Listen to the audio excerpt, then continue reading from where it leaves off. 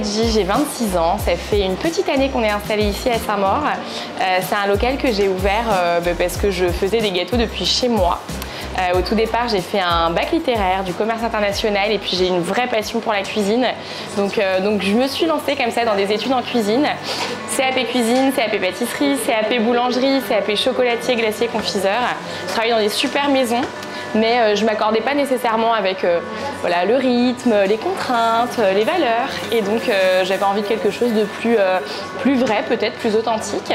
Et donc j'ai commencé dans ma cuisine. Et aujourd'hui, on a de la chance, on est ici. J'ai ma maman qui a son commerce depuis 30 ans. Elle est dans la rue à 100 mètres.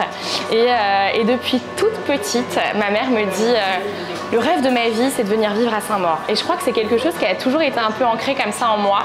Et j'ai travaillé dès mon plus jeune âge dans tous les petits commerçants, enfin chez tous les petits commerçants, là, le traiteur italien, l'agence de location, un petit peu chez le fleuriste.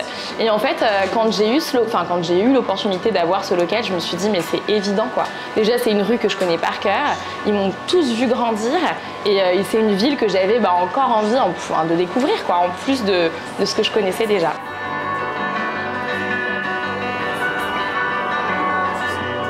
Moi, je trouve qu'aujourd'hui, on met tellement, il y a une vraie mise en avant de nos métiers de bouche et je trouve ça génial. C'est ce qui nous permet d'exister autant aujourd'hui.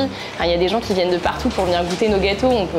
On se dit que c'est un peu impensable, mais ça nous permet du coup plus de créativité, vraiment d'exprimer notre vision du métier. On fait plus des gâteaux classiques, on fait plus des hamburgers classiques. On peut vraiment s'exprimer en tant que professionnel et moi, je trouve ça génial la place qu'aujourd'hui la gastronomie prend.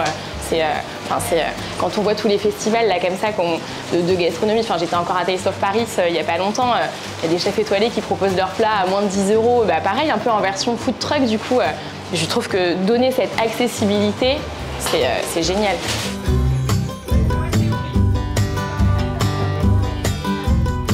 J'ai eu l'honneur d'être conviée au food truck et d'être du coup la marraine du food truck.